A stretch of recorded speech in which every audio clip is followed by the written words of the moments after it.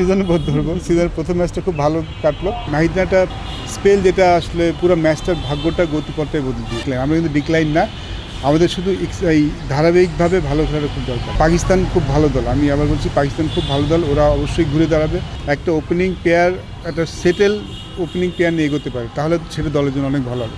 আপনি সিরিজ শুরুর আগেই বলেছিলেন যে আসলে এবার আমাদের পেস উইকেট নিয়ে আসলে চিন্তা করা উচিত, যেহেতু আমাদের সাউথ আফ্রিকা বিশ্বকাপ। তো সেই তুলনায় প্রথম ম্যাচটা কেমন দেখলেন, বিশেষ করে নাহিদ রানার বোলিংটা কেমন দেখলেন? ফ্যান্টাস্টিক। শুধু নাহিদ রানা তো উইকেট পেয়েছে, ভালো বোলিং করেছে, দুর্দান্ত গতিতে বল করেছে।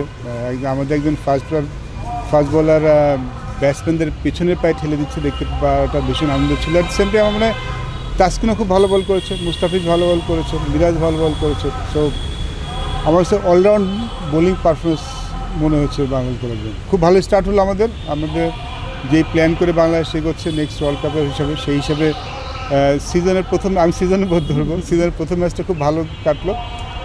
ব্যাটিংটাও ভালো হয়েছে, বাট ভেরি ইম্পর্টেন্ট আমার কাছে মনে হয় সবচেয়ে বেশি গুরুত্বপূর্ণ আমাদের এই পারফরমেন্সটা যেন ধারাবাহিক থাকে, যেন ওয়ান অফ পারফরমেন্স না হয়। এটাই যেন আমাদের ক্রিকেট যেন এমন হয়, আমাদের একটা ক্রিকেটের একটা সিগনেচার থাকা উচিত যে বাংলাদেশ ক্রিকেটটা এরকম, বাংলাদেশ টিম এরকম।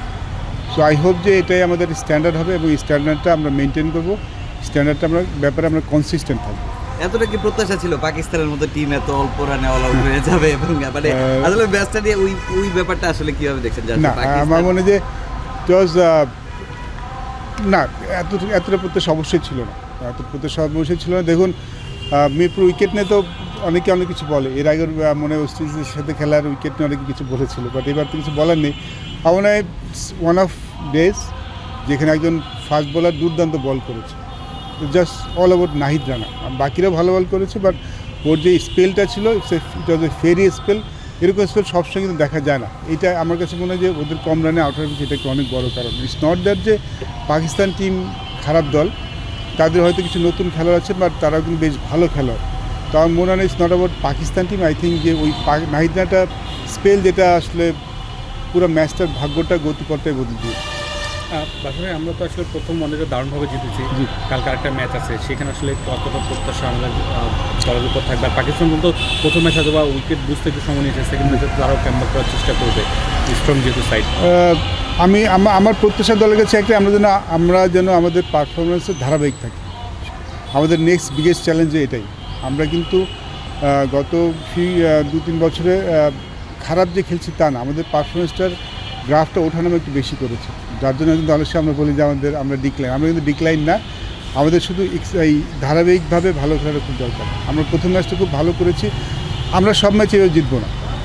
পাকিস্তান খুব ভালো দল, আমি আবার বলছি পাকিস্তান খুব ভালো দল, ওরা অবশ্যই ঘুরে দাঁড়াতে চাইবে।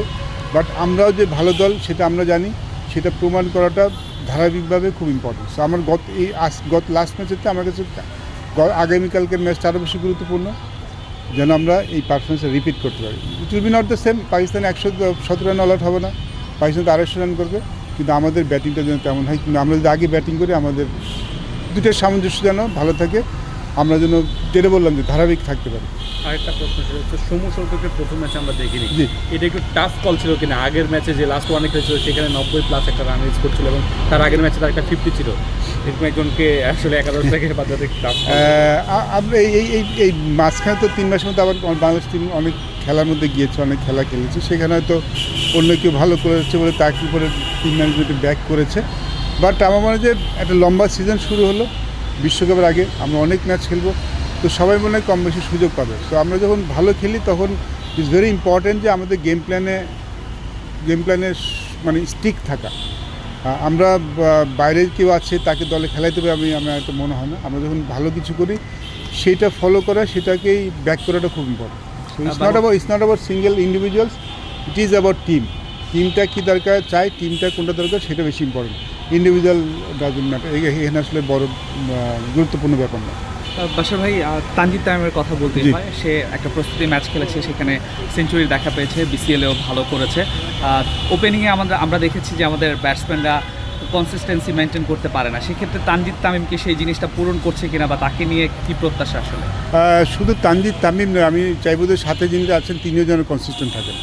ওপেনিং পার্টনারশিপটা খুব বেশি ইম্পর্টেন্ট। যে কোনো ভালো দলের জন্য ওপেনাররাই কিন্তু আসলে প্ল্যাটফর্মটা সেট করে দেয়, সেক্ষেত্রে ধারাবাহিকতা খুব ইম্পর্টেন্ট। আমাদের এখনও মনে হয় মানে ওপেনিং পেয়ার তো একটা পার্টনারশিপ, কিন্তু ওপেনিং যে পেয়ার থাকেন সেই পেয়ারের পার্টনারশিপটা হওয়াটা কিন্তু খুব ইম্পর্টেন্ট। সো আমি তো তানজিদ তামিম ভালো করছেন, রিসেন্টলি সব ফর্মেটে ভালো করছেন, তো ইটস ইম্পর্টেন্ট তার সাথে যেই পেয়ার আরেকজন থাকেন সেখানে যেন আমাদের পরিবর্তন করতে না হয়। মানে আমরা যাকে খেলাই তিনি যেন পারফর্ম করেন, সো দ্যাট টিম যেন একটা ওপেনিং পেয়ার, একটা সেটেল ওপেনিং পেয়ার নিয়ে এগোতে পারে, তাহলে সেটা দলের জন্য অনেক ভালো হবে। লাস্ট একটা কোশ্চেন করতে চাই বাসার ভাই, মিরপুরের উইকেট আমরা সবসময় দেখি যে আসলে স্পিনারদের একটা আধিপত্য থাকে জি, বা হচ্ছে গামিনীর যেই শাসনামল ছিল ওটা দেখেছি, কিন্তু টনি হেমিং আসার পরে মিরপুরের উইকেটে দেখলাম নাহিদ রানার মতো পেসাররা 140 অ্যাভারেজে বল করছে, স্পিড পাচ্ছে, বাউন্স পাচ্ছে, আবার তানজিদ তামিমের মতো ব্যাটাররা টি-20 স্টাইলে ব্যাটিং করছে। সেক্ষেত্রে আসলে টনি হেমিংয়ের কে নিয়ে যদি আপনার কিছু definitely he did a fantastic job. সিলেটেও কিন্তু খুব ভালো কাজ করেছে টনি হেমিং আসার পরে, সিলেট উইকেটটাও কিন্তু বেশ গতিময় হয়েছে, এই কাজটা খুব ভালো জানে। বাট আমার মনে হয় যে এখানে আমি টিম ম্যানেজমেন্টকে একটু ধন্যবাদ জানাচ্ছি যে তারা সাহসটা দেখিয়েছে। দেখুন মিরপুর উইকেট যে শুধু স্পিনিং ট্রাই কী হয় তা কিন্তু নয়, আমরা আসলে মিরপুর উইকেটে অনেক সময় অন্য প্রতিপক্ষকে প্রতিপক্ষের সাথে অ্যাডভান্টেজ নেওয়ার জন্য স্পিনিং ট্র্যাক তৈরি করি। এখানে কিন্তু ফাস্ট বোলিং ট্র্যাক করা যায়, আমরা কিন্তু খেলেছি। এখানে কিন্তু টেস্ট ম্যাচে একটা টেস্ট ম্যাচ হয়েছে আমার মনে আছে আফগানিস্তানের সাথে, যেখানে 10টা উইকেটই ফাস্টার বোলার নিয়েছিল। সো ইটস নট দ্যাট যে করা যায় না। আর আমার মনে হয় credit goes to team management little bit, যে তারা সাহস দেখিয়েছেন যে তারা এই ধরনের উইকেটে খেলতে চাবে।